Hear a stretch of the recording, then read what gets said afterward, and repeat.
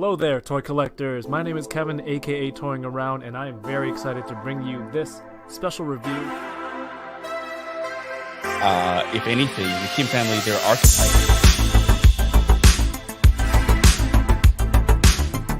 Which is sad, but not always a bad thing.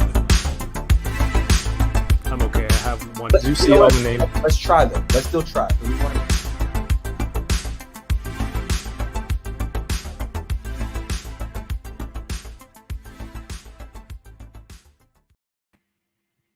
Shoot, I forgot to update the Twitch title.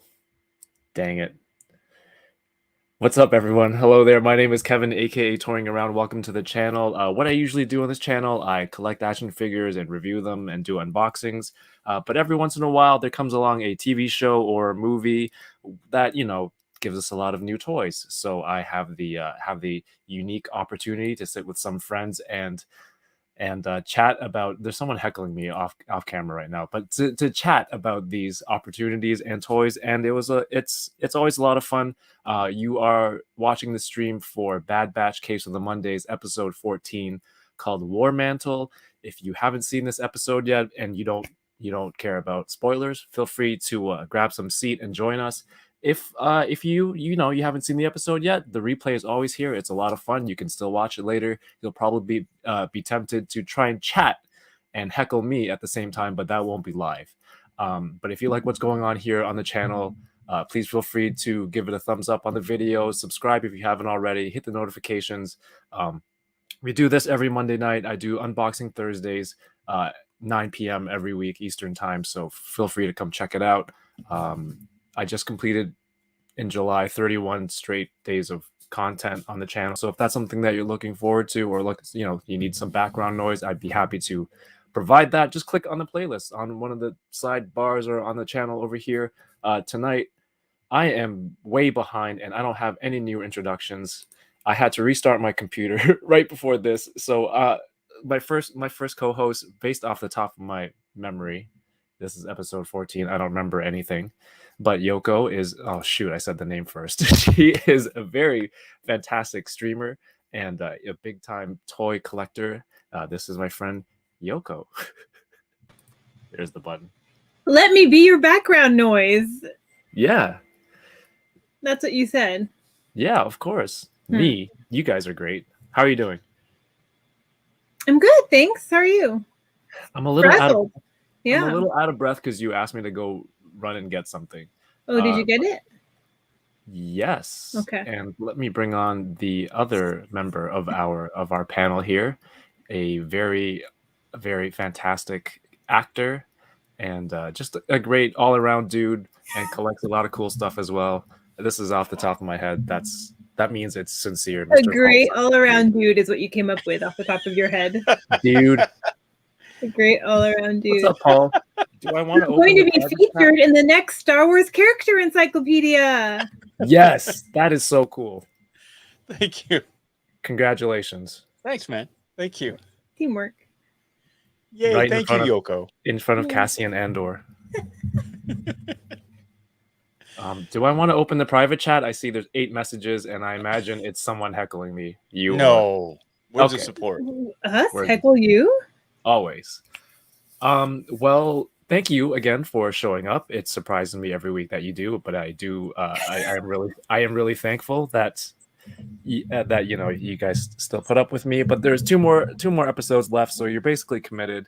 And there's all the awesome people who watch every week. Thank you for being here. Who's let's see. We have Matt R from the Butter Nation, Great White North Empire's here. Love seeing all these familiar names in the chat. Everyone who comes out every week and watches this, you are all fantastic. Thank you, Toy Rensu, Tony Collector 10. Toy Rensu says, "I like this time slot. Just got back from Barrie. Anyone in Ontario, that Dino Park is not worth the admission." Okay, good to know. Good to know. I won't go there. Winger Lose is here. Welcome, Darth Gutierrez, another channel member. Welcome back. RMD Collective. I know RMD Collective also checking out some of Paul's streams. I caught some of it yesterday on my way to baseball. Norin Radical says, "Did I win?" Yes. I don't know what that means. Yoko is here. Toy Malarkey. RMD Collective, I said that already. Articulated 77. Yeah, I mean, Win or Lose just shows up to see how thrown off I can get from the heckling. You're kind of doing a good job of throwing yourself off today. Like, we've hardly said anything. I'm completely off my game. I had today off. Today's a holiday. Is it a holiday in America? No? What are we celebrating or honoring? Civic remembering. holiday or something? Is it Simcoe Day? Is today I don't Simcoe Day? And it's a provincial holiday. It's just okay. it's a local. It's not a statutory Just holiday. provincial. Okay. Yeah, it's not Canada wide. I think all the provinces they're mandated to have like a civic holiday the first weekend of August.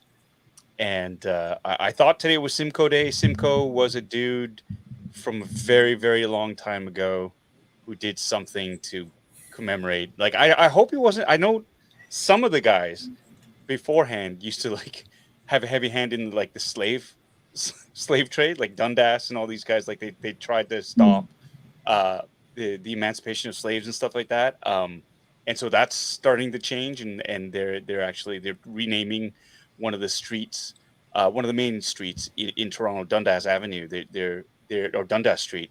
They're going to rename it and strike it from the records just because the dude stood for. Yeah. So that's a big thing that's going on right now. So Simcoe Day, I don't know. It's a long weekend for us. We didn't get mail today. The banks are closed, but I did get a chance to go out to EB Games and score some really sweet swag. So nice. Well, I did mention in the intro, you know, the toys and the media go hand in hand. Here in Ontario, the Star Wars Black Series Walmart exclusive Captain Rex with the poncho, and I believe the visor helmet has been cited. Yeah, and also Wrecker from the Bad Batch, the deluxe figure, 48 Canadian dollars. I'm not in a hurry, but I do want it. Yoko, are you grabbing any of those? I caught Rekka on a Target restock, so he's en route to me. Nice. Hopefully I can show him off next week. That's good. Paul, what did you get at EB Games? I want Rex though. Oh boy. I had accidentally pre-ordered 2 of the first order TK buckets. One from Toys R Us, and the other one from EB Games. The Toys R Us one won the race, and then the EB Games one came out about a week later. And my wife was understandably a little bit miffed. She's like, "Why do you have 2 of these?" I said, "It's okay, baby. I'm gonna return the other one. It's cool." Oh, you brought up the baby, the smooth talk. It's okay, baby. Yeah. No, it's gotten me out of so many jams. Really. So I said, "I can return it. It's okay. I'll get my money back." And more than 30 days had gone by, but I had the receipt, and the box wasn't open. And I said, "It's cool. I could always resell it." But they said, "We can give you store credit." It's like, yes. So I actually picked up some sweet Fallout stuff that was on super mega clearance. So I got a plasma rifle, plasma pistol, and they were already dropped in price. And because I'd reached the platinum level at EB Games, which is the Canadian version of GameStop, basically for our American friends out there. I got even more discounts. So at the end of the day, like I got these 2 really cool pieces of these 2 cool collectible pieces and $8. And my wife came in as I had these 2 bigger boxes. She's like, "What are you doing?" I said, No. They're giving me $8 to take this. They're literally giving me money to take this. So, Now we get her side of the story. And the funny thing was, we went out to the mall to get her something, but the store that she wanted to get, I got her a serger. It's like this sewing machine thingy that cuts and does like corners and stuff. And it turned out to be a lemon. So we were going to go get her like a brand new one, like one that was like really good. And the store we went to was closed. And so she ended up not getting anything. And I come out with all this stuff. So I thought it was ironic, but funny at the same time. We're going to have to get her side of the story one day. Maybe you can just bring her on. Darth Gutierrez says, "I want that Bad Batch Rex." I mean, I have a regular Rex. I don't know if I need to pay. It's like an extra $8 or $5 or $8 for that. The cape and the visor. I have some like old rags. It's fine. Yoko, you had me running around the house Yeah, to because grab something. unlike Omega, I got a Hey. hat. Yes. There. Here we can go like this, and then look in the camera, and then Paul can screenshot this and use it on the website. You want me to go? Hold on. You got to give me a warning for that. You want me to screenshot it? 1, 2, 3. Yay, it's done. So, Yoko, where did you score this lovely hat? I got it from our friend Paul. Thank you, Paul. Now I get to be part of the team. Unlike Omega, my head is protected, kind of. You've got more protection than Omega does. I do. Yeah. You It's actually amazing. do. And Not where much more. can people acquire a hat that looks this good? BitterAsianInc.com. BitterAsianDude.com / That's so merch. close. Didn't do your research, Yoko. Speaking of No, I hats, guess not. speaking of Omega's hats, our friend of the channel, friend of Paul, Mr. Tommy K couldn't be tuning in live tonight. He said What? I forget Paul's face. What? I can't tell him to shut up. Preemptively? It's Yeah, not well, I'll funny just- if it's preemptive. Yeah, it figures. However, he did send this picture ahead of time Oh, here we go. for us in honor of Omega not having a hat. He has Oh, given us this Filoni. Omega in Dave Filoni's trademark hat. Yeah, it kind of works for her. How does he keep finding these angles and the hat? It's thank you, Tommy. You're fantastic. He would make like a good producer graphics guy. So Producer / graphics guy. I see those job descriptions all the time. are we keeping the hats on? I don't know. I didn't. If you don't want to ruin your hair, I understand. Well, it's already too late. It's That's all why good. I wear it. We have Mr. Kevin Bugatti here. Welcome. That's it for merch, right? We didn't really get much else. Speak for yourself. I got the new Lego set that just dropped yesterday. Oh, the Mandalore throne. I mean, there's a bunch. This was the one I really wanted, of course, Duel on Mandalore with Ahsoka and Maul.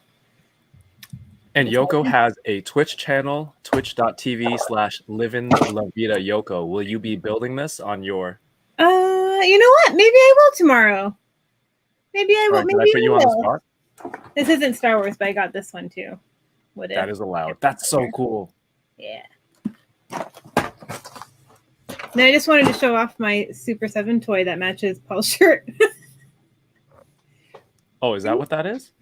Yeah. Very cool. Well, kind of. I mean, it's Godzilla, but Old it school matches. Gogeta. Yeah. Anyway. Oh, I got something. Sorry. Hold on. This just came in. It was delayed in this. It got delayed. I had pre-ordered this way before. Go, Paul. Don't lose your breath, though. Big shout outs to and congratulations to Switch. a friend to everyone here, Mr. Fred from the Noodle House. Oh my gosh. That's crazy, Paul. That's cool. It's the 1/6 scale. With the I have the Black Series one back there, and it looks like a pea on a drum compared to this. Like it's so it's gonna be fun to do the side by side. Yeah. Sorry, what's the saying? A pea On a drum. Like a pea. Little pea. Okay. PEA. I got you. I mean, that's a either- new one I to didn't me. say to go pee on a drum, Kevin. Get your head out of the gutter. I'm Jeez. like, who did that to make that a The saying? burnout is real. Who did that to make that a thing? Is that what you just said? Yeah, who did that to make that a saying? It was common enough that other people would understand. It's But a yes, British. congratulations to Fred, who had his 1-year stream anniversary yesterday. Congrats, man. And he's done all these. He said he had those Lego sets too, so it'll be awesome to build. Nice. There you go. Thank you, Terrence. Got my back. He says, I thought it was pee on a drum. Let's get into the episode. Episode 14. Again, spoilers incoming. If you don't mind them, happy to have you here. Bad Batch, episode 14. After this one, we only have 2 left. I think I have So- a big head. It's on my That's hair. nice. Sorry, I'm just adjusting the size on the hat. All right. There we Yeah, go. when you fit the hair in, it's like Yeah. an Okay. extra entity. Do you have that problem? I guess you do. You got some luxurious hair. Why this picture? No scroll. While that goes on, episode 14, I'm just going to do it like this, old school. War-Mantle. And if we can recall Old from school. earlier in the season, War-Mantle is this initiative that Rampart is in charge of. Like that, seamless. Getting rid of the clones and using conscripted soldiers throughout the Empire. Winger Lou says, "I've never heard that saying before."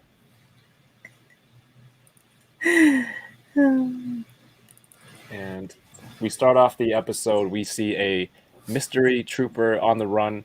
I don't even know where my notes are right now. Oh my god! What are we looking at? This is the woods and the trooper. He's on the Oh, run. I see. Okay. There's a And, screenshot of somebody's legs. I It couldn't might have make been that. one of my pictures from today by accident. He didn't have a screenshot the other week ago of a lizard, Yeah, which played a but prominent part in Yeah. the episode. Prominent. But he did have a blurry screenshot of somebody's legs. That's Yeah. generous. Mm. Yeah, I don't know where my notes went, so we're going freestyle Oh, on this oh one boy. based on pictures. I really shouldn't take any. I actually didn't know This is you what usually happens have after those. 31 days of content. I'm just completely burnt out. You just don't even care anymore. Just 2 stop episodes caring. to go. You're like taking your foot off the gas here. Like No, yeah. Like, Yeah. I'm done.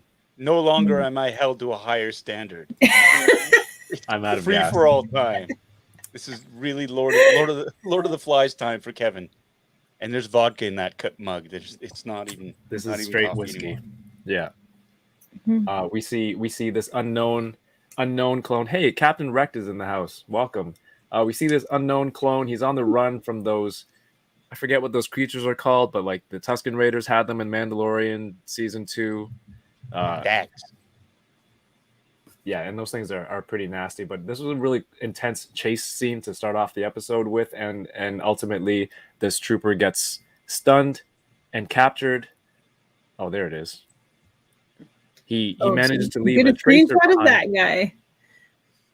Oh, you want this guy again? Well, There we go. yeah, handsome. He leaves a tracer behind. I thought he was leaving a bomb behind or some sort of explosive, and then that would blow them up as they're chasing him. But that wasn't the case. It's cool. He leaves that beacon, and so we cut to the ship, and the Bad Batch get a signal from the new Walmart exclusive Black Series Captain Rex. This is the hologram version. And Rex conveniently, he's like, "Hey, I need help. I got a signal from this clone, and you got to help him. But what's the mission? What do I got to do? Sorry, I got to go right now." And in true Bad Batch fashion, like going into a mission with no real details. And they're debating. Should we go help this clone? Should we go finish our job with Sid? We got to make money. No money means no food. Wrecker is hilarious. He's like, Echo's got a point. Well, now Tech's got a point. Well, the kid's got a point too. And he just wasn't helping at all until they're all debating what to do.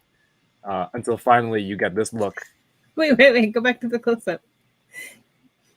You took the screenshot. I just wanted to look at it.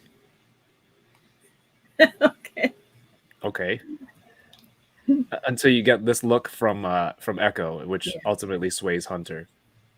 Which was his skin turned into like some sort of brined pickly juice color when he was held captive? Because he seems like very sickly. I don't know. Is he a zombie? Is he dead? Close to? You noticing this now in episode 14? Yeah, basically. Well, no, I'm only asking the questions now. Yeah, it's been that way since they rescued him. Yeah. I thought in maybe the they would Clone bring some color back into his being. I guess not. It didn't happen. I was waiting at least. I thought maybe 13 episodes is what it'll take for it to think happen. he's sunbathing? He's in that armor all the time. That's true. So we finally head back to Camino. You see some of the Imperial Star Destroyers hovering over, and I just love how this whole planet looks, but with the ships in the background, it just looks beautiful. And again, feel free to stop me. I thought I had a thought today. Episode 14. What if I just went through the whole summary and then we just discussed it after versus stop me as we go? Or should we just continue on with it as it is? I feel like No we should. objections? What? No. What? Dealer's choice. All right, dealer's choice. We're back to Crosshair and Rampart, and I love how they're talking about the Kaminoans as I think Nala Say is right there walking in the background, and they're talking about, here's the plan. We're gonna get rid of them. Just remember, follow your orders. We're gonna get rid of these clones soon, and they're shipping them out. And she's not being YouTuber. Thanks, Matt. And she's shipping off some of these new Boba Fett's. These not as great Boba Fett's. They're still kids, and they're like, oh, isn't it against orders to leave? And she's getting ready to abandon the facility. Their heads are so flat. That's I couldn't get over how flat their heads are. This is the standard issue. They just line up under I don't know, like a circular buzzsaw or something that just cuts their hair off at the top. It's a laser. They're all the same height. To Yeah. make it more efficient, they just come over. You're right. Walk through this laser. That's the same height. So flat. And then we've come to realize at this point, for definitively, the Empire has ended their contract with the Kaminoans. They're not using clones going forward, and so there's discussion between Nala Say and again these names and Lama Su, how to ensure their survival. And she says, oh, but our quality of clones is known throughout the galaxy. We can go make our money anywhere. It's like, do you really think the Empire is going to let you go build an army somewhere else that one day could be used against them, that they have to fight against? So they've come to the conclusion that they're going to try and kill us. They're going to try and wipe us out. So let's gather some personnel, gather some important people, and try to escape. Yes. I'm laughing at square watermelons. They do look like square watermelons. With this, Yeah. watermelons that are grown in a box. Yeah. So they were raised in a box. Let's talk about your flat head again. They weren't rotated. That's what I was going to say. They weren't rotated as an infant, and they have a flat spot on the back of their head. That's what happened. But they were hanging upside down, maybe. Exactly. So the team arrives, and Hunter does his huntery thing, following the trail. He notices there was a fight here. This clone was, I guess, captured. He's almost got Aragorn-like skills. It was awesome. He was following the trails and the movement of the grass and all this stuff. So really, really showing off his hunter abilities. And they stumble upon this Imperial facility on a planet that isn't supposed to be inhabited or isn't supposed to have anything on it. But it's cool. It's built inside this mountain, so it was hard to detect. And then they zoom in, and they see clones in new armor, in updated armor, which is actually really cool because this is probably the first look at new armor right after the Empire took over. Would you say that that's the earliest, Paul? Yes. I mean, it's reminiscent. You can definitely see the progression of from the clone armor phase 1, phase 2 to this step. That will eventually become the TK outfits. I mean, they're starting to refer to them as TK units instead of clone troopers. Even if you look at the buckets, they're starting to get that. I don't know if you have a screenshot of some of the buckets there. You can't see them, but there's even hints of the first order stuff, right? But there you can see the frown is definitely there. The TK like the eyes, the eyepieces themselves. It's starting to form, but definitely the tubes in the mouth, like the face piece itself, is starting to progress more and more. And you can look at the chest armor; they've got the shoulder, the strappings on the Straps. shoulder, like the regular TKs. It's Right. getting there. It's morphing into that. It's evolving into that that classic stormtrooper look from the OT. So I will bring this up real quick. How does this work? I'm a YouTuber. What is There it? we go. What is it? YouTuber. Oh. Yeah. And that's the Macquarie. This is the concept art from Ralph McQuarrie, which I love. You know, don't waste a design, but it's also kind of paying homage to some of this fantastic artwork. Again, if there was a Black Series line with all of these designs, I would be completely in for some of this stuff. So there are a lot of similarities with these outfits, with this armor. Paul, are there Black Series in Macquarie? Sorry, Hot Toys in Macquarie design? I don't know. I don't think I've seen any, to be honest. I think Sideshow had a couple, but I think those are the Sideshow, or they have them planned. Right. But I haven't seen any, to be honest. That I can't recall any. Maybe one of the nerds out there can figure it out and knows better than me. But I'm not. I don't recall seeing any Hot Toys with the Macquarie sort of look to them. Mm-hmm. But I think there is. I'm pretty sure there's something in the works. I think it's through Sideshow. Okay, So that's fantastic. Yeah, Black Series would be crazy.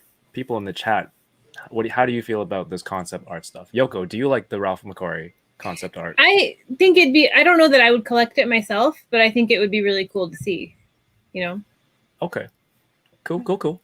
I think the last time we got it was like the 3 3/4 inch figures with concept art figures. So I sent mine off to Kyle.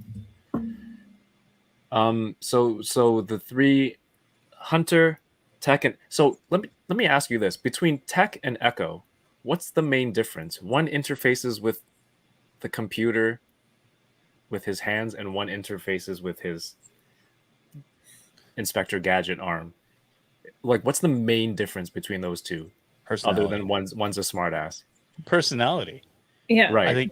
I think Echo he's got much more heart. Like he's very much more emotional. I mean, you see his loyalty to Rex. You see how far he's willing to go. Just because Rex says something, he's like, you got it. Like he's the one that convinces Hunter, basically, we have to do this. And even took a screenshot of that look. Like you see that he's got a history there, and he does kind of wear.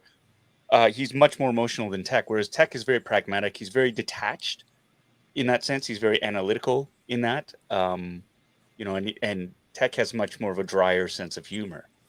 And I think that's the main difference between the two of them, other than the fact that Echo has prosthetic limbs and is able to directly interface with computer systems, whereas Tech has to use, he's got to use his compad and he's got to read the programming and whatnot, whereas Echo can just plug straight in like a droid does.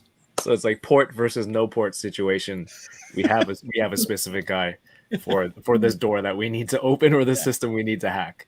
There you go. But yeah, as a team, watching a story, they definitely do provide very different characters for the viewer. But I think functionality, it's just one hacks things quicker than the other. But those three are sent to infiltrate the base. They've sent Omega and Wrecker back as backup to the ship, obviously to protect Omega, right, Paul? And yeah, finally, good move. She's got a babysitter. Yeah. Well, or maybe Wrecker has a babysitter. Wrecker has the babysitter. They sent the kids back, and it was just cool to see them playing some games together, staying behind on the ship. I think that's why I took the screenshot. How does this work? Oh, you want me to move the mouse, don't you? And here's a closer look at the new stormtroopers as they hack the system. They come across the information that there are 50 clones on the base, but 1,000 new TK units, and that's a new thing. Tech says I've never heard that designation before. That's brand new. And also this is kind of hinted to it in the beginning. They're like, oh, Tech says I've never heard of a base being here before, which kind of lends to later on when he enters in a clone command into the computer and sets off an alert. It's just everything is new now. So it makes you wonder, how long has this base been built here? How long has this been going on? Because to have a facility like this and so many people on site, I imagine it couldn't have been that recent, but it seems like Palpatine is moving very quickly with everything, just trying to rush all the clones out of there. And then we get to the clone who was captured. He's in the holding cell, and we find out it's Gregor, which we've seen in Clone Wars. I'm not gonna lie to you, I don't recall his episodes. Yoko, do you remember? I remember him more from Rebels than from his Clone Wars story. Right. But although like when I read back about his Clone Wars episode, I was kind of like, oh yeah, of course, right, when he was the dishwasher. But I kind of vaguely remember that episode after reading about it again. But I totally remember him on Rebels. Yeah, for sure. I think for me as well, but because that was the most recent time you've seen him last. Paul, do you remember his episodes in Clone Wars? No, again, you know what? It's been so long since I've watched the Clone Wars, except for the final season, and you know, I do remember him mostly from Rebels because he's there with Wolf and Rex. Well, that laugh did it, and it's the laugh, yeah. It's a crazy laugh. Yeah. So, yeah, that was, yeah. But again, it's been a while since I've watched the Clone Wars proper, right? So. I was trying to remember if he had that crazy laugh already in Clone Wars, or if this is where it came, you know, if it developed here into his old age. Captain Rex says he likes Macquarie's painting of the stormtroopers with the lightsaber concept art. Yeah, that stuff was cool. Fred says, I love that they were based off Macquarie concept art for the stormtroopers. And again, what's Zeb? Zeb from Rebels is like concept art for Chewbacca. Yeah. So they recycled. Oh, I didn't realize that. That's fun. Yeah, it's really, really cool. So I love to see that. It's funny. Filoni, it's really funny. He said about the concept art and all the stuff that's being released as you know, new toys and stuff like that. He's saying they're making toys out of the rejects. Basically, because these are concept pieces that ultimately they were like, no, we're not gonna like that. It's a good basis, but we're gonna change it. So he's kind of getting a bit of a laugh because George Lucas said it himself too. It's like, you know, now they're starting to make toys out of the rejects stuff. So it's kind of funny for them to see that there is an appetite for stuff like that out there. That's a good point. Like the creators are sitting back and like, ha ha ha, suckers. Well, no, it's just like, oh my god, they're interested in the stuff that we didn't that in the end we turned down, right? Like that's how hungry people are for the really materials, right? It's just like, yeah, I'll pay money for all this rejected concept art that's manifested physically. Like absolutely, like none of it's canon, but I want it, right? So it's really interesting. I mean, if you only have space for one design, then you know, it's unfortunate the other ones don't get chosen. But you know, you have the opportunity to reuse some of that stuff. Is it laziness? Is it a homage? You know, I'd like to think it's the latter because it's beautiful stuff. And I'm a sucker for concept art too. Oh, like, I mean, it makes sense, right? Like, it makes sense storyline wise for that to be like the early version before they get to what we know as the final one. So I think it's clever. You can try to headcanon it and say somebody in the Empire canceled this design as an early concept, and then until we see the A New Hope stormtroopers. So they end up rescuing Gregor. And I love the layout of this base. It's very Death Star-esque. You have all of your classic, you know, light panels and everything, and all the walls. It's really plain though, you know. It's a lot of gray and some lights, but it makes for like a cold base and a cold setting for them to try and escape from. And this is the scene I spoke about earlier when Tech tries to interface and use a clone code, sets off an alarm, and Gregor, he's like, "Oh, I'm here as a instructor for the new recruits because they're trying to replace us." And that's they get into a battle, and then they find this guy unmasked, and it's just a conscripted soldier. Captain Wreck makes a very good observation. The music was very, very A New Hope. Yeah, it's the stormtrooper theme Mhm. basically they use during the Death Star escape in A New Hope, and they reused it here, which I thought was a really really great use of matching the fact that these are now stormtroopers, the new TKs, and so you're gonna have their theme song, you're gonna have their music go along with it, and it all echoes. It's interesting too that you speak about how plain the actual the location is, and it's a training base, it's a military base.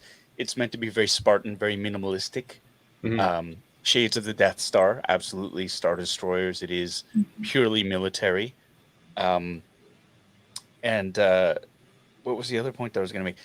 The planet Darrow itself that they're on. At first, I thought they were on Endor. Like it looked like Endor, right? Like because they had the huge satellite dishes. And I thought, oh Right. my god, it's a big shield generator. This is something that. And I thought because if you look at the timelines, when did they start constructing the Death Star? And I think in canon, there's like they started them almost the same. They're very close to each other in terms of this production dates when they're being built. And I thought we were looking at kind of at first, I thought it was a behind the scenes sort of like, oh my God, they're laying down the foundation for Endor and getting the shield generator ready and planning to build the second Mhm. Death Star as they're building the first one. So I just thought it was really neat. And then I looked it up and was like, nope, it's not Endor, which made it a lot less fun. It was like, oh, all right. It's still a cool base, though. I mean, when they showed them peering down into the mountain and the elevators and all that stuff moving around, it was just really, really well designed, I think, for the show. That part when they were like looking up at the mountain and then they go climb up it and see, like, that reminded me of Close Encounters of the Third Kind. Maybe because I had just seen it recently, but do you know what I'm talking about? Yep. I don't know if that's intentional or not, but it kind of hidden secret base. Of course, they don't need to reach out to aliens, but still, I got those vibes a lot. The mountain. I'm always amazed at how far they can climb in such a short period of time, right? Because like, oh my God, look, it's way up there, and then the next scene is they're there, and if anybody's ever been to the mountains, and you kind of go, wow, like I grew up in Calgary, and so like when you go to the mountains in Banff, like it takes a while to get all the way up there. It's like a half day's climb, but they make it there in about 7 minutes. Well, they are modified advanced clones. Who knows?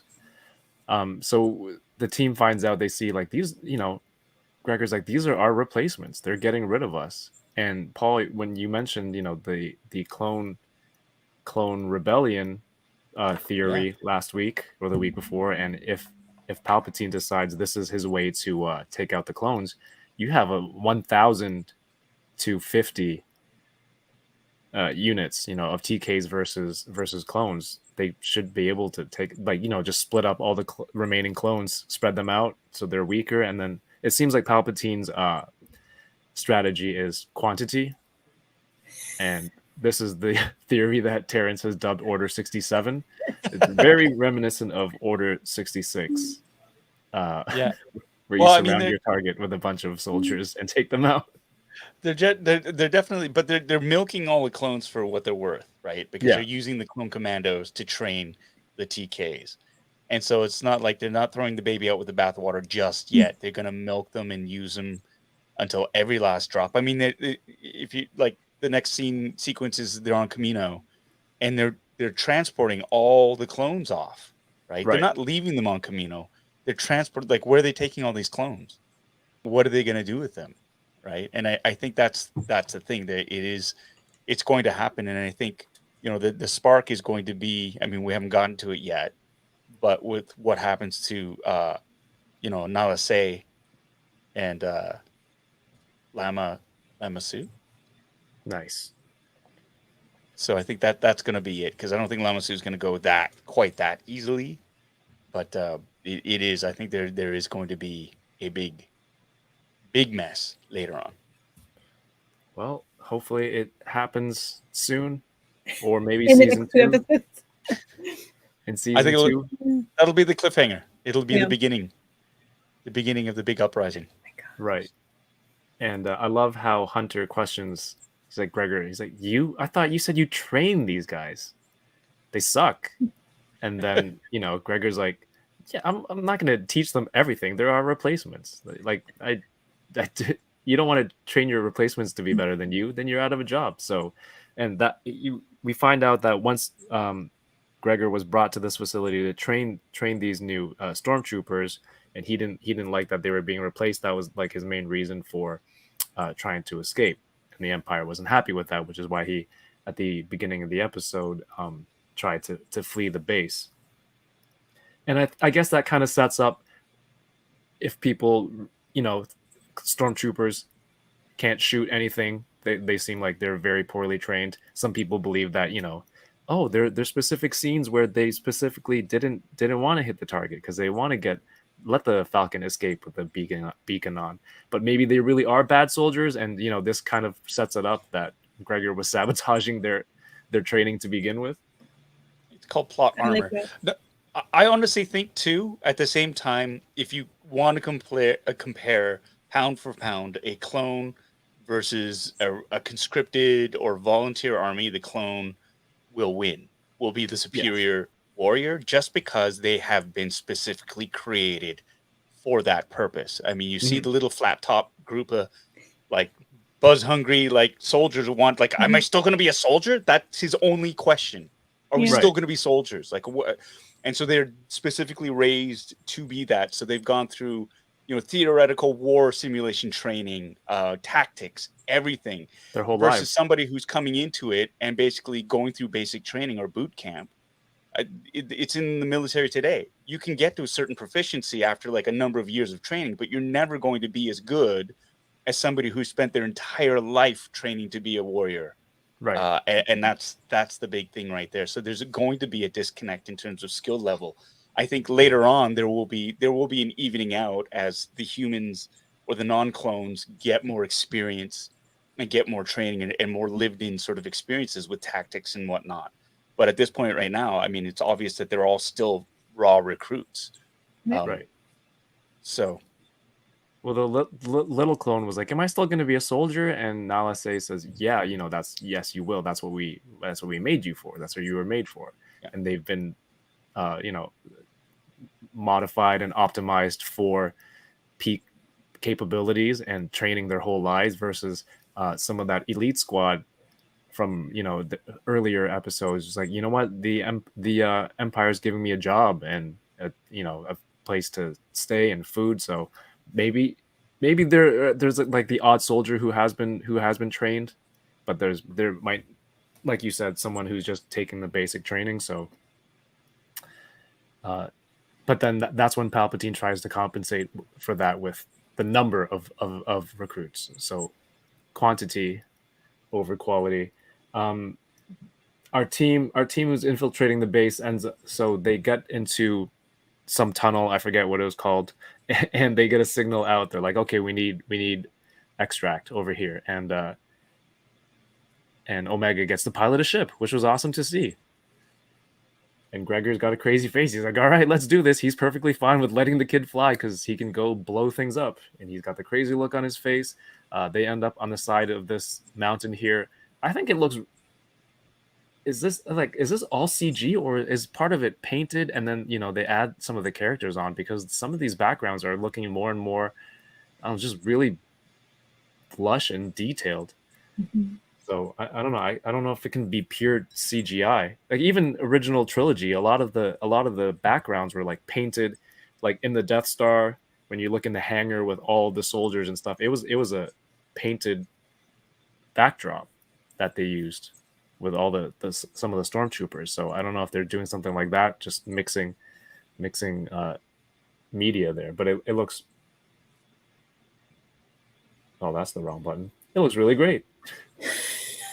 So the ship's coming in to get them out, and then the Empire starts sending out units. Do you recognize those ships, Paul? Like what models they are that the Empire is using? Well, the three smaller ones. Well, those are the V wings, and the three smaller ones in the shop before were those are the Republic dropships. Right. From straight from the Clone Wars, and the other one's it's an Epsilon attack shuttle. In this shot or this one? No, those are I think those are called V wings. V wings. V wings, I think so. And those were those are recognizable from the Clone Wars. And then the other ones were those are four Republic dropships that they used. Like I think they made their appearance in episode 2, the Clone Wars. And then the other ones, I think it's an Epsilon class attack shuttle. Cool. I had a feeling you would know it. But it was me on that though. Oh, okay. I know it's an attack shuttle. I know those are dropships. I don't know the specific designations. Go get the new Star Wars encyclopedia when it comes out. Look up the ship and then look up Paul's page. Do you know your page number, Paul? 62, I think. Nice. 61 or 62. Somebody mentioned it on Twitter. On Twitter, he's on page 62. He should be on page 1. That's so cool.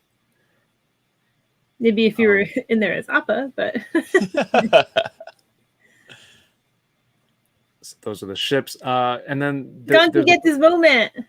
Yeah. You probably want. I figured that if I didn't get this screenshot of the Gonk droid, Yoko would be like, "Why didn't you get a screenshot of Gonk? He's my favorite." And I asked you in the chat which screenshot do you want for sure, but I went with this one because their shields go down, they're losing power, and you've had the Gonk droid on the ship. I don't think he hasn't really done much other than be a literal dead weight. Well, he was Wrecker's workout buddy. That's not nothing. We haven't seen that in a while. But he's a dead weight. There you go. He's so the shield lose weight. power, and Omega gets his idea. Let me plug in this giant walking battery. Paul, do you ever recall seeing anything like the Gonk droid used like this? Well, I know they're power. They're used to power. They're used for power. I mean, that's generally what they are. I don't recall seeing them ever used like that. Yeah, but that's what their purpose was for. It was to just big walking batteries to recharge different systems and stuff like that. So, I think maybe on Hoth they had a couple there, but I honestly, to be honest, I don't remember them in any of the movies specifically being shown to do that. I don't think maybe in some of the animated series they were, but I do remember that that's their power droids, the Gonk or the power droids. So right. Anyone in the chat, have you ever seen the Gonk droid used like this? Yeah, and Paul's right. There are definitely power droids walking around wherever you need to charge your phone. Like it would be there, but I don't recall them like, hey, shields are losing power in the back, rear shields. All right, let me just plug them in this whole time. We could have done this. So it makes sense. It's like an extra battery on deck. The little car jump, the boost that you keep in the trunk. But he gets blasted and gets shocked. Sorry, Yoko, but this screenshot was for you. During the rescue, they're trying to jump into the ship. Hunter falls out, lands in the forest, and he doesn't just fall out. Oh, he takes a huge crash against the mountain. And this reminded me of Rambo. Yes. When he fall down Rambo. in the first movie, he jumps off that. And he goes falling through the trees. He's Rambo. Look. Yeah. The red bandana. That's the first thing I thought of when I saw the character design. In Clone Wars. But Rambo. Then specifically, the falling through the trees. Thank you, Paul. There's the clone dropship descending to capture him, and this was a pretty hard emotional scene to hear Omega be like, no, you got to go back for him. I think the voice actor did like an incredible job for that one, really sold it. And he's like, no, you guys got to go. And of course, Tech being the pilot, he didn't wait that long. He's like, okay, my hand's right on the throttle, and like, okay, we got to go. Like this is the right move. Yeah. Removing all emotional attachment. But he hesitated just long enough to know that, like, for us to know he didn't want to do it, but he knew he had to. I think. Yeah. Well, and I think too, the pragmatic part of him is thinking that Yeah. our best way of saving him Yeah. is to be alive Yeah. and free to save him. Yeah. So better part of Valor is to just take off, regroup, and then come back. They know where he is. hmm So Yeah, they just have to run the same mission, but now they've swapped the clones, one for the other. And this is a thing that's been happening a few times this season. If you want to stay alive, if you want to save these people, you have to be alive to do it. So so let's get out of here first and regroup. But it was kind of hard to hear. It's like this is an order, you have to go. And Omega was right there.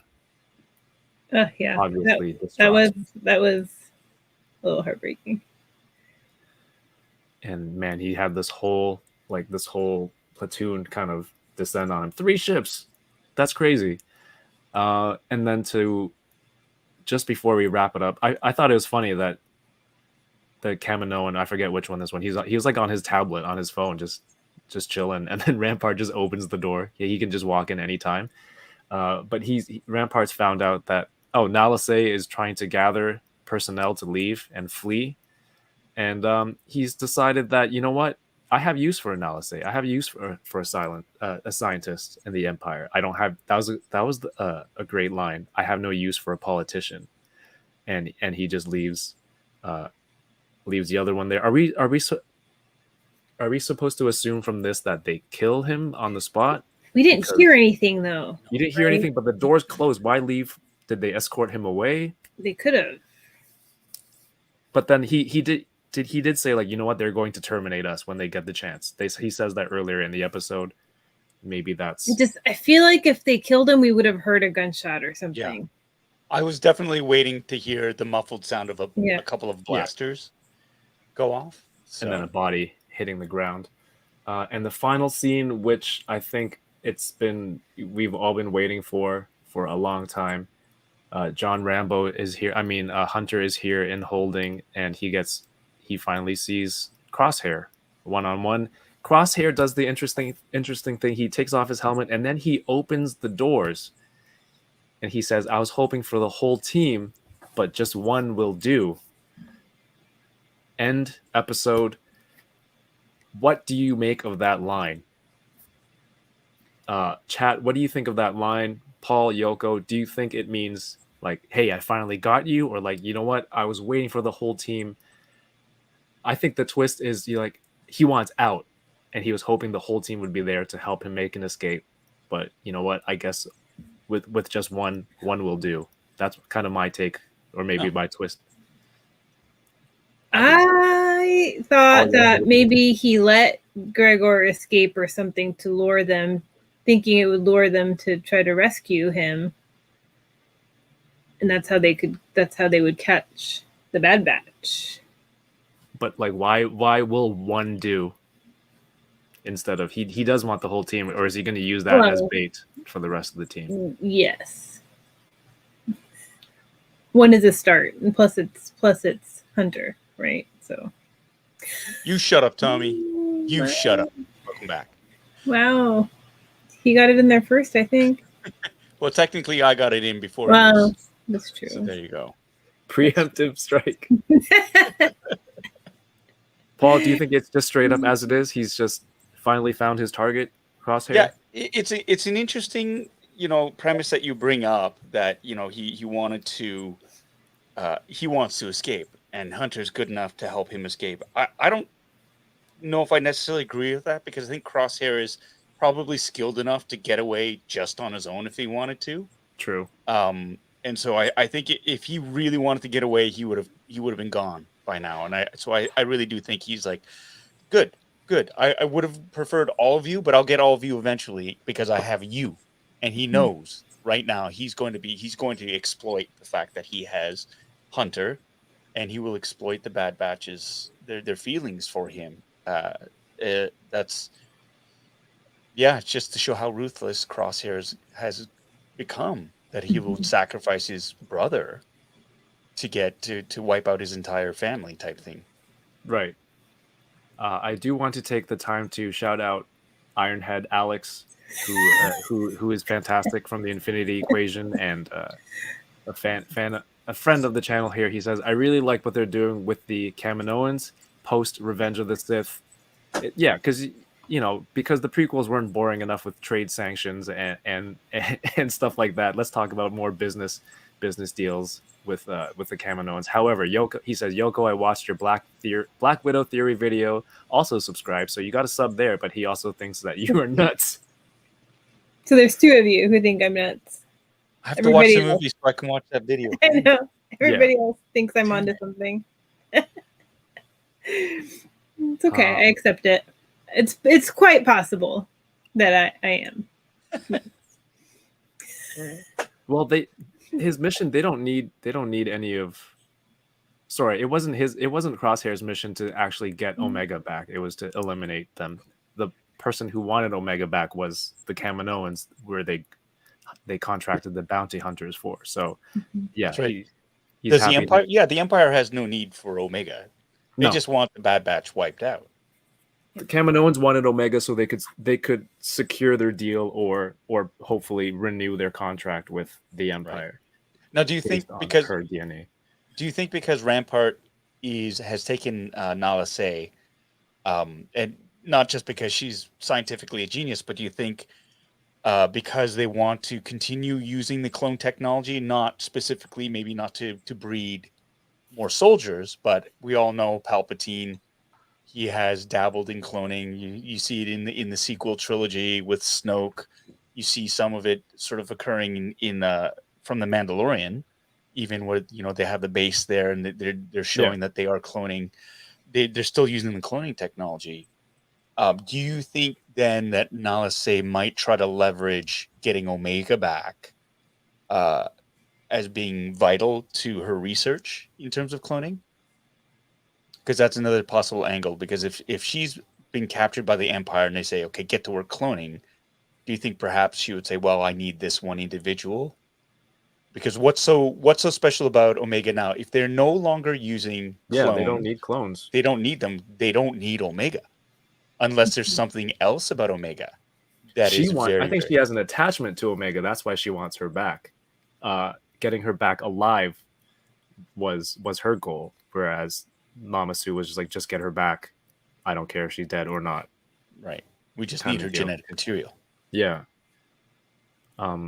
Because she does seem like a parental figure to all these clones. She has a little bit more attachment to them than Lama Sue, who just sees them, I guess, as assets. Yeah. Which so that's that's an interesting point then, because if she is very attached to all of the clones, and she knows that she discovers that the end game for the Empire is to eliminate all the clones, perhaps she's the one that sparks that uprising to warn the clones and say, this is what's happening. Because Lama Sue, he's done. He's just sort of in it for himself and whatnot. So he's gone out of the picture. He's been taken off the board. And then, maybe she's the one, if she does feel that kinship or that sort of connection to the clones, she warns them and says, hey, look, you have the numbers right now and the abilities. Let's do something about this. And that might spark the whole thing. What's Tommy saying? Who cares? Shut up, Tommy. Sonny, what's going on? If anyone here also collects action figures, please go check out the Sunny channel. He does figure reviews, but does a very, very hilarious and refreshing take on it. Not like your usual boring reviews from somebody like me. So please go check out the Sunny channel. Hilarious dude. The clones. Can't even get any jokes in because he says them first. Who, Tommy? No, you. What was I saying?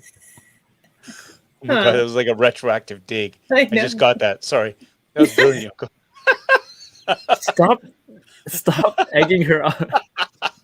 That's all right. She's like a Jedi master at this. It's just like you're cut in half before you even realize what's happened until your body starts to slide off. You go, oh my God, that was Yoko.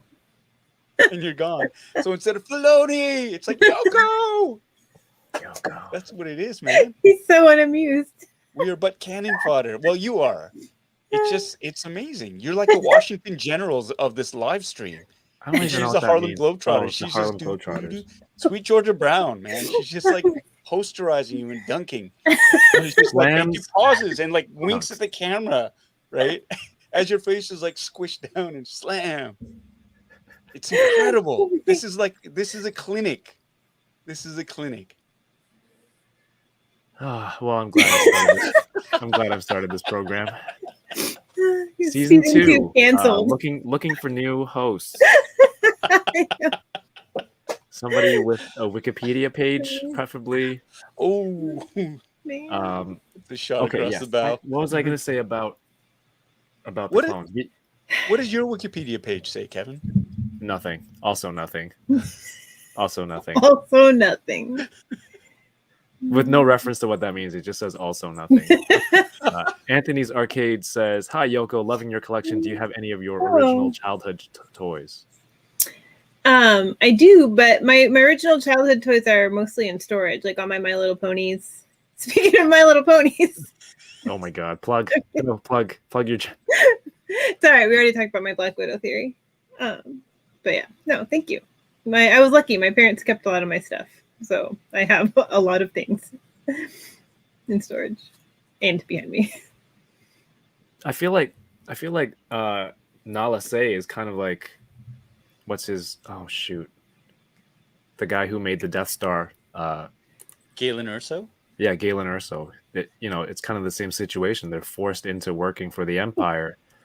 Is it another situation where she knows that like if I don't do this, I'm dead. I might as well. I have to go along with it and sabotage and look for my opportunity or something where I can to either escape, stay alive long enough to escape, or do something that could help these clones that she cares for. Yeah, I was kind of wondering if she was actually caught or if she struck up some kind of deal, to hand over Lamasu. Thank you. That makes sense too, right? Yeah. That totally makes sense because she's not above. She went behind his back once already by hiring Fennec Shand. Yeah. So. Well, this episode definitely picked up the pace from previously. Overall, Yoko, how would you rate this episode? No, this was a lot of fun. I think, we hoped that they would deliver us an exciting last 3 episodes, and I think this was just step 1 onto that. I feel like we got a lot of the things that we've been saying we want to see, with the transition of the clone army and obviously with Crosshair, and I think we got a lot of those things that we've been wanting. So it's going to be a really exciting last 2 episodes, I think. Heck yeah! And Tommy wants my flacken popcorn bucket. Yeah, I was trying to read for the longest time. What's flack-on? Popcorn bucket. I just wanted to say that out loud because it seemed fun, and it was. It's just flacken popcorn bucket. What happened to your autocorrect on that? That flack? Okay. Falcon, there we go. I knew what he meant. Yeah. Paul, how did you feel about this episode? Yeah, no, I agree with what Yoko said. Excuse me, it is actually building up to something that they're all linked. It's almost like 3-parter. It's a 3-parter sort of season finale. I'm curious to see as well, like Rex was under duress. Oh yeah, something was going on, and it's like, okay, so like there are a lot of moving pieces here, and are they linked? And I think they are. And so I'm really curious to see what Rex is up to, because I'm positive he's going to make an appearance in the next couple of episodes. Right there, you've got all the pieces. Gregor's there, Rex is there. We just need Wolf. We just need Commander Wolf, and then you've got the hat trick of the clone, like the 3 clone commanders who stay together through the original trilogy, basically. No, not the original trilogy. Through the series sequence events leading up to Rebels, which is A New Hope. So I think that's really cool. I'm excited. I like this episode better than last week's. Last week's episode was almost, I can't even remember what happened last week. It was just kind of like, meh. I mean, there was a lot of character development. It wasn't filler. Good save. Good save, wasn't Paul. filler. It just wasn't as, in terms of the momentous. Shoot, what did happen last week? I don't know. And it's character development. That's what happened. Lots of character development. Damn it. No, they were doing a job for the thing, and they got. Well, The What did weird Terrence spider say? things. Yeah. It's the TV episode of They Have a Good Personality or something. Yeah. No, they're Terrence is they're killing it with setting up the like the underworld, the crime bosses and the Oh lizard. yeah. And the Insane. lizard, Ruby. Yeah, the Justice lizard for Ruby. A So there non-memorable is that. character. And it's like, in the novelization of like the heir to the empire thing, it was just so Timothy Zahn, what he did was he interwove a lot of the elements of the original trilogy, but added sort of like the smugglers were involved there and all these different factions. And I think that's kind of what's happening here, because if it's going to turn into an intergalactic sort of rebellion, or the beginnings of the rebellion, or the pushback against the empire, you've got all these different factions that are in play. And then we've already seen smugglers, we've seen bounty hunters, Mhm. we've seen ex clone troopers, the rise of the Pike empire, and I think Syndicate, all some these pieces criminal- are they're all going to start to slip into place. And so I think I'm pretty excited to see how they weave all these storylines together. And I think season 1 is a big launch pad for that.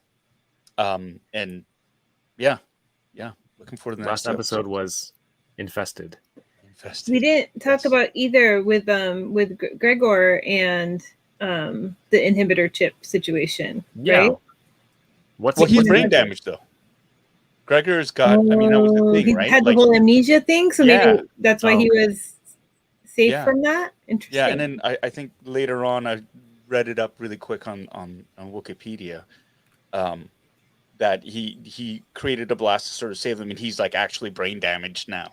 That's why he so- has the crazy laugh. Yeah, that's why causing him to go partially insane. Yeah. Not fully insane, but partially insane. Just a Also, little shout one. outs to D. Bradley Baker for 7 clone voices this episode. Is that a record? I wonder if that's a record. So you have, you can't see my hands counting. The Bad Batch, Rex, Gregor, and then that one clone commander who says something on the comms. That's at Crosshair. least- and Crosshair. That's 8. That's 8. 8 different voices this episode. That's crazy and awesome. I wonder if he does those kids' voices too. Probably not. No, it's Oh, you is it mean the Boba like the crew cut crew? Yeah. Flat top crew? Yeah, no, I think because it sounded like an aged down version of his voice. I don't remember. Incredible. That is incredible stuff. Just to listen to it on the second, third watch, to look out for that stuff. But I mean, this maybe, is it Daniel Logan? Maybe. Did they bring him back for that? Yeah, it definitely picked up the pace from Infested, and more action and a lot of stuff that's that sets up not just maybe the rest of the series, but more things happening, like more reveals and setups for the Empire as a whole, which I think is really great.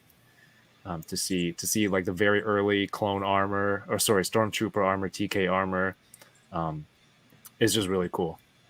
The chat is talking about Scorch from the Republic Commando game. Was that the yellow suit, the yellow clone suit guy? Yeah, the guy who jumped over the elevator and Yeah. came around and shot. It was one of those things where like they made sure you saw him, and I was like, I feel like I'm supposed to notice him, but I don't know why. But I guess But that's then they took him out. Huh? They kind of took him But out. he's from a game, an old Right. game, Commandos.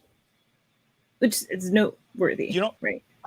What I loved, what I thought was funny was what was going to happen. You notice that the Bad Batch is still using the weapons on stun for the most part, Mhm. but Mhm. it's the realization of, hey, they're not clones. Like if the weapons get switched from That's what I stun was to, like, wondering. kill, Yeah, forget these guys. We're not going to let them get yeah, back, you know? Yeah, they're not our brothers. they're not our brothers.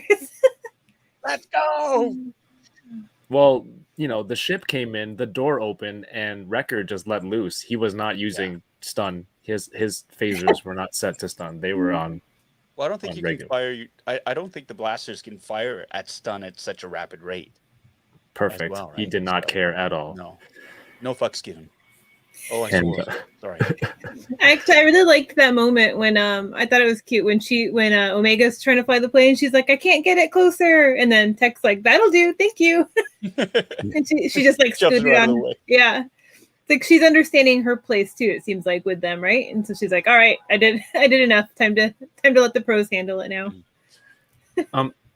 Did we speak about this before? Like the benefits of going with clones versus the conscripted soldiers. Do you really think it's a money saving thing that Palpatine's going for? Because if you think about it, he's got like a whole planet with millions of people building ships and whatnot. You know, later on for the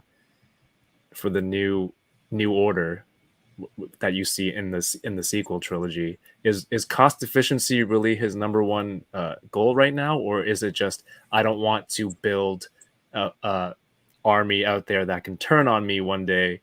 I want to have, even though they're lower quality soldiers, but there's more of them, but they're loyal. They make a point of saying these are loyal to the Empire, these conscripted soldiers, and that's worth more than keeping the clones around. I think so. I think it's a fresh start. It is, the clones, they were the grand army of the Republic. And I think that's the big thing right there. Even though they had to be programmed to disobey, to turn on their generals and their allies, basically. So I think he wants to sort of get rid of that. And that's the Empire's tactics. It's swarm tactics, right? Like it's numbers over anything else. So he'd rather throw a legion of stormtroopers that's not and they're disposable because there's like they say it in the episode, there's an endless supply of these conscripted soldiers or volunteers who will go in and get wiped out. Whereas, and the cost and cost does factor in because they don't have to raise them from birth, even at an accelerated rate. They just need to put them through boot camp and send them out as fodder. And that's what the Empire does. They use it in their starfighter tactics. Like in Return of the Jedi, you see all the TIE fighters just swarming. There's a reason why they don't put shields on a TIE fighter. Is because it's like they have the numbers and they don't see an individual life worth the cost of that too, right? So they'd rather have it's true. They'd rather have 10 unshielded ships instead of 1 or 2 shielded ships. They'd rather overwhelm their enemies with numbers. So I think for sure that's cost does factor into it, but at the same time too, and it's way easier to intimidate a group of people who aren't as well trained and who will just unquestioningly sort of follow. And I think they see enough of the clones going, well, why we used to be with the Republic, now with the Empire, and they don't want that anymore. They just want loyal soldiers. Shoutouts to Fred, resubbed on Twitch. Thank you, Fred. I just checked it right now, but you're still here, and I appreciate you. Thank you. I really like that point that you brought up, Paul, that the clones have to be programmed to be loyal, and you can see for some of these clones that the inhibitor chip didn't really affect them. For the most part, or maybe it's just because the ones that we've seen through the storytelling that they're starting to question the Empire and they're starting to turn against them. They can be swayed by someone like Omega, which is harder.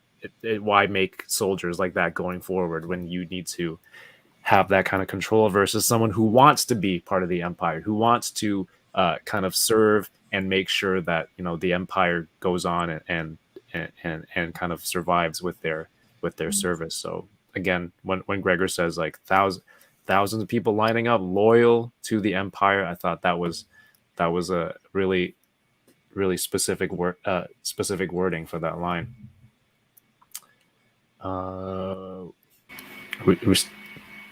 Matt brings up a point too that I was thinking about the Thrawn books where they're fighting over which projects get funded. So money is tight in the Republic. They fight over budgets of the Death Star and other projects. Yeah. Well, you know what? Maybe it's time to revisit some of those old books that I. These are the new Thrawn books. It's the new ones? Yeah. All right. Mm-hmm. Time to fire up the old Audible account. Yeah. It's great. The audiobooks are great. Yeah, I should get into those. With the voices and everything, I know they're legit great. Who reads them? Do you know who's reading them? I feel like I should, but I cannot think of it. D. Bradley Baker. It's not D. Bradley Baker. Reads the new Thrawn books. But the Thrawn books, I read the first. I think I read the first book, and then I listened to the audio of the second one, and it was so fun that I went and got the audio for the third one too to listen to, versus read it, just because I enjoyed the voices so much. I want this Star Wars encyclopedia. Paul, I think I've given up on searching for your card on eBay, especially when seeing You gave up. They're everyone. there. Yeah, just everyone in our stupidly community expensive. is getting it. Yeah. I can't believe how expensive some of those are. Oh, there's another card. You got, what did you get? Magenta or? Oh yeah. or- Is there another one? yeah, there was another color. It was. Oh, sorry, Anna, if you're listening still. Must see. I should have just DM'd you that one. My bad. It was like 300. Now It was like everybody's gonna bid on it. Mm. You already have one of the one of ones. Super Yeah, I cool. But now When I get the encyclopedia, can you just sign page 62 for me? Horace, Thanks. $150. Okay. Let me check eBay for that card again. Any other stuff coming in? I missed your unboxing yesterday. You got the 40th Empire. Yeah, the Hot Toys Darth Vader? Darth Vader 40th anniversary ESB edition, where you can take off the top of the helmet and see the crispy back of the head. You can't see the front though because the face mask doesn't come off. I also unboxed. What did I unbox? The Mace Windu Force Effects Right. lightsaber, and did an unboxing of the Shout Factory or Scream Factory's 4K edition of They Live. And it was a funny discovery because it came with a vinyl, like a mini 45 vinyl cut of the soundtrack composed by John Carpenter. And it came with a poster, like a collectible poster. I opened it up, and it was a Prince of Darkness poster on the inside, not for They Live. It was there's a mix up there, so I thought that was a really interesting oddity. That's cool. And then I also this was the other one that I unboxed. This it is the USS Enterprise from Art Asylum and Diamond Select. That lights up. Sweet. That's fun. That was fun. Yeah. It's not stopping. Hey, Captain Wrecked, have a good night. Thanks for stopping by. Yeah. This was the Captain thing Wrecked that I was was on asking me. you about. Oh, the jumbo one. And it's Yeah. the concept art Yeah. The reject. Vader with this The helmet. rejected version. Yes. Looks This like will- a back. So when it says jumbo figure, like that's the big, is that the foot tall? Something like that. 12 inches, yeah. 1 foot. 12-inch, yeah. I think those Mando ones look nice. I know it's And not the ones are cool concept too. But some of these are exclusives if you have to be some Yeah. sort of gentle giant super Subscriber. account or something like that. Either way, very cool. I want to get one of those He looks because of like an insect in this one. I hadn't seen it. Yeah, that Vader looks box like a back. The concept art. eyes. Oh, I don't like it. Maybe they'll have early Vader. Well, you know what? The Rebels Vader, when he was in Rebels, his mask was very stylized like this too. I guess so. maybe early But that model. was the overall aesthetic for Rebels, though. Like everything was True. just a little bit more elongated, like the Stormtroop, the TK helmets, the biker scouts, even the uniforms that the Imperial officers wore were just a little bit different from it. So There was a question from the chat. Paul, are you in on the Hot Toys Mando? Jedi Luke. That's Jedi right. Luke. They just announced it today. I haven't taken a good look at it yet, but I'm going to check it out because it actually looks like the digitally recreated Luke Skywalker, Right. instead of like a young Mark Hamill. It's a really subtle sort of thing, but it's very close to the version that you see on Mandalorian, right? So it looks like a CGI version of Luke instead of an actual, because a lot of the Hot Toys, you look at them and they're so photorealistic. Like the one of Princess Leia looks like Carrie Fisher. This looks like the CGI Luke. version of Luke Skywalker, which is Man, everyone wants to know if you're getting this. gotta look at it. What I heard this on the internet. I don't know if it's 100% true. There's somebody online who redid this scene using that face swap technology to make him look better, and then he got hired by Lucasfilm, I guess. That's awesome. That's so cool. But and then there's that behind the scenes coming out for on Disney Plus. Right. For So this. that hasn't come out yet. Do you know when that's coming out? Because I was looking for it because I August thought it already 25th. August 25th. My wedding anniversary. Ooh, we know what you're You up know to what, tonight. Hey, baby, happy 20th anniversary. Let's sit down and watch this. Can you believe Mark Hamill was actually in costume on set? No? Let's watch this tonight. I think there was a photo that showed him on set Yeah. in the outfit, Yeah, it's which floating is around really out there. cool. Yeah, I mean, other than that, Bad Batch stuff, I know there's Fred has this really awesome Bad Batch t-shirt from this company called Only Hope Supply. I'm hoping for a restock on that one. I want to check it out. They make enamel pins and everything. Mhm. But merch wise, I'm trying to get my Wrecker from EB Games. They have it for August 12th. I don't think I can wait 10 more days for a 10% discount. If I see it at Walmart, I just might get it so I can get it on here, get it on unboxing Thursdays. And I guess that is the impatience tax. The impatience tax here is 10%. Paul is on a completely different level. He's triple ordered. He's bought so many deluxe Black Series Boba Fett's that he's in the Onyx tier for the EB Edge system. This is how the stars do it, ladies and gentlemen. This is how they get into their top tier. I think I have Onyx. 4 Wreckers on pre-order too by accident. Yeah, wait, if you can't return one of yours, if you get it early, please, Yeah. I'll buy it off you. And then Okay. I'll use my $5 deposit at EB towards something else. I'm gonna spend it anyway. Right? Yeah, true enough. Oh my gosh. So we won't have to refer to it as EB Games anymore because their parent company is GameStop and they're rebranding everything EB Games in Canada to GameStop. Paul, the point system, the reward system is going to remain. So everything's staying the same, just the name change according to some sort of corporate newsletter policy that came out. And everything will be in US dollars. Oh God. Hey, you know what? US dollars after they convert it, like if you use the US retail price, it's still going to be cheaper than what we're paying in Canadian. Yeah. Unless they're giving us the same dollar, but then just flipping it from Canada to US. That would incredibly suck. Tommy, yes, we did show your Omega hat picture earlier. Thank you so much for making that. I appreciate you being here and also some fun content you've provided for us. Shut up, Tommy. Not my words. Any other Star Wars stuff that you want to chat about, Paul? Yoko? In half an hour, the R2D2 Tamagotchi goes up for pre-order. Ooh. How much is that? I don't $1 million. know.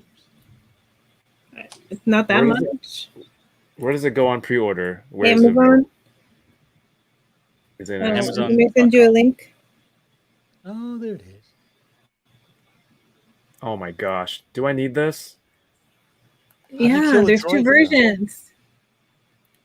Oh, I just Star bought my Wars.com fiance did an a article today. Gigapet. Axe. That one. I'm pointing at it. You didn't go to the actual Star Wars.com article. That's okay. This But don't let one? me forget. It goes I on didn't even at know my screen was shared right now. half an hour. I'm a YouTuber. half an hour. Aren't they cute? I just want them. I don't know if I'll play with them. I just want them. What store was that? I think I was at an EB the other day. There was a Tamagotchi for $80. I'm like, why in the world would anyone pay this? Branding. Like Hello then- Kitty or something.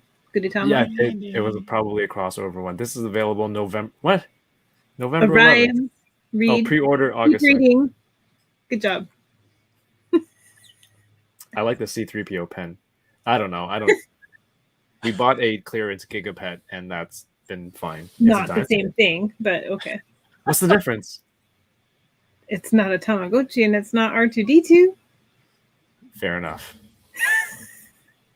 Fair enough. Well, Paul, are you hunting for Rex? I got you're- one. I have there's a secret clandestine group of collectors Oh, run about the city and get stuff, and they got wind of the fact that because that Captain Rex is a Walmart exclusive, and they were being dropped in the wild. And one of the group actually was able to snag one for me. I don't have it in hand yet, but I've got one, which is cool. I'll trade one of my Boba Fett's and the Wrecker for it. oh wow, 2-1. 2 deluxe figures. That is Well, I awesome. happen to have a plethora of each of those apparently, and I Yeah. have like for whatever. Yeah, I've got 2 Jar Jar Binks deluxe. One you gave me, and the other one I forgot I had on the way up from my friend in the States. He said, "Oh, do you want a deluxe Jar Jar?" I was like, "Ugh, okay, fine." Totally forgetting about that. So you dropped off the one for me, and then the other one came up. So I didn't even have a chance to say, "Well, at least I got this one for free," because I actually paid for the other one. I completely forgot. Well, that means you just kind of balance out what you paid and average out the costs, so it's all good. Yeah. Well, I'm gonna Jar Jar army build Okay, you can do that too. Gungans, lots and lots of Gungans. That deluxe record is 48. So If my I wife's guess- listening, I got a discount. It was 4 for 2. 4 for 2. I really need to invite her on one day. Oh, I'm gonna get thrown under the bus so hard. Oh, you know what? In 2 episodes, the season finale, I have a surprise for both of you and also a giveaway to do on that day. So Sweet. much excite. All right. A surprise? Yes. Hmm. Yoko doesn't get one. I'm kidding. Yoko, you got some new Lego. You have a Twitch. Your Twitch information is listed in the description below. What else? Where else can people catch up with you, watch your content? Where can they go? What can they do? I stream a couple times a week on Twitch at Livin La Vida Yoko. You can follow me on Instagram or Twitter at Yoko McCann. I'm probably most active on Instagram.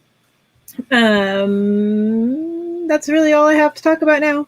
And follow Super 7 for cool stuff. Yes. If you have not gleamed it from the last few episodes, Yoko works for Super 7 and they make awesome toys. And I am open to Sebastian Stan joining the Star Wars universe. I wanted to answer that question. Okay. I think about it often. Paul, how about you? What have you got going on? I'm going to be heading to Ottawa next week for a week. I'm shooting a Hallmark Christmas movie out there. Shut up. You're going to be in a Hallmark Christmas movie? It'll be my second Hallmark Christmas Really? movie. That I'm in. Yeah, I was in one last year. Someone didn't Oh my read your God, did I see IMDb. it? I watched all the Christmas movies last year. I was in one called Heart of the Holiday last year. Blinkin' You Missed Me. I was in one scene, but I was featured in that. And then I'm going to be, this next You don't one is understand. I love the Hallmark Christmas movies. They're like awful and amazing at the same time, and I love them. I love them. I've been watching like the Christmas. They had Christmas in July, and I was watching a bunch of them. Anyway, sorry, I'll let you continue. No, But I'm that's very, cool. I'm Wow. very excited that you're going to You be in one. I've never seen you this excited. Good Lord, wow. Well, this is All right. she's more excited right now than when I said, "Hey, do you want to do a Bad Batch stream with Paul?" I'm like, yeah, okay. But then she's like, "Oh my God, Now you're Hallmark movie?" legit. Hallmark Christmas movie, Now I'm Mandalorian, legit. yeah. You are not legit, Paul. Mandalorian, whatever. Hallmark Christmas movie. I am excited. Oh, that's Wow, definitely Yeah. not invited for season 2. My goodness. So you might next Monday I might be in I will be in a hotel in Ottawa doing joining in on the stream. Just trying to see if I'm actually still want to double check and make sure I'm not filming on that day, because then I might not be able to. Am I shooting on that night? I might be shooting on that day, but I might be back by then. So we'll play by ear, but I'll let you know, because I might be filming on that day. But yeah, that's what's next on my plate there. My YouTube channel, Bitter Asian Dude Inc. We're like so close to launching a membership feature on the channel, which is great. Very excited about that. We're offering 2 levels of membership for the Bitter Brigade. It is the Bitter Lieutenant, which is the entry level, and the Bitter Commander, which is a tier up. A lot of really great perks, lots of fun stuff. badges, emojis, access to members only live streams and chats and blah blah blah. The one thing I'm really really sort of pumped about is there is a shut up Tommy Oh emoji my god! that will be made available for subscribers, so we can tell Tommy to shut Someone has to spend their time to make that. up. Yeah, man. That was my priority. That's the only reason I'm doing memberships, is so I can get the shut up Tommy emoji done. That is incredible. Incredible. I And totally every watched week- Part of the Holidays for the record. Oh, you did? Yeah, the girl from my Glee. performance was so memorable. They were, look, I watched a lot of them. Yeah.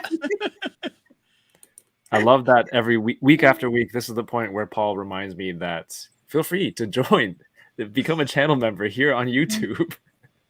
It's like, oh, when Paul has the idea, remember you can have that option here as well. What is it? Sunny says Hallmark movies are almost as much about family as the Fast and Furious movie.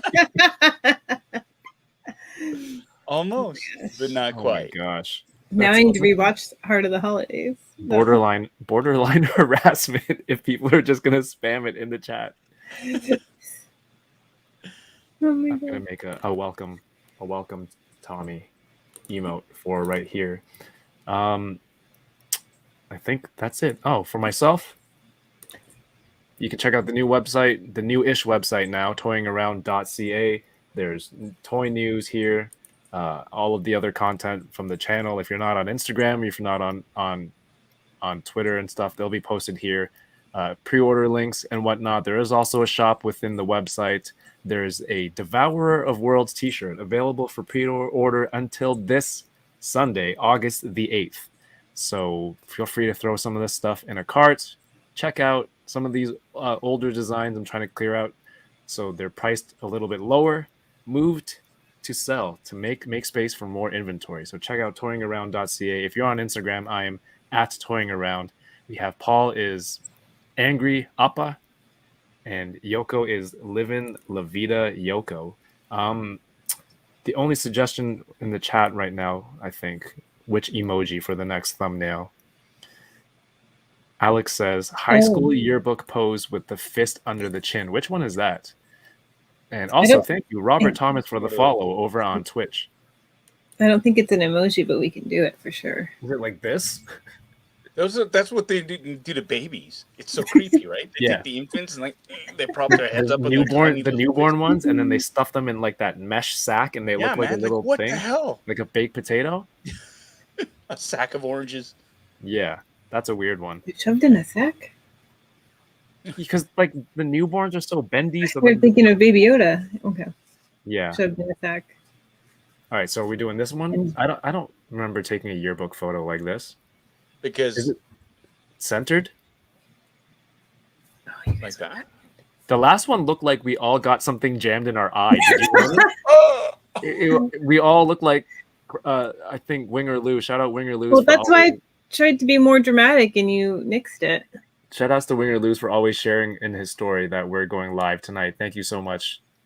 Much appreciated. But he pointed that out. We all look like Crosshair with his one bandaged eye. Like this. It's unfortunate. So he says, hand under chin. Ironhead says, Kevin just made an infant picture. Yeah, as a grown man. All right, so I guess it's this one. Is it? Are you supposed to smirk? Is it a regular smile? All right, let's hold it. Cheers photo. Paul, do you have a screenshot button? No. No? I'll catch it later. Thank you, everyone, for watching. Have a great night. Leave a thumbs up. Subscribe if you haven't already. Thank you. We're done. And keep toying around. Oh, you're still holding it? All right. Peace.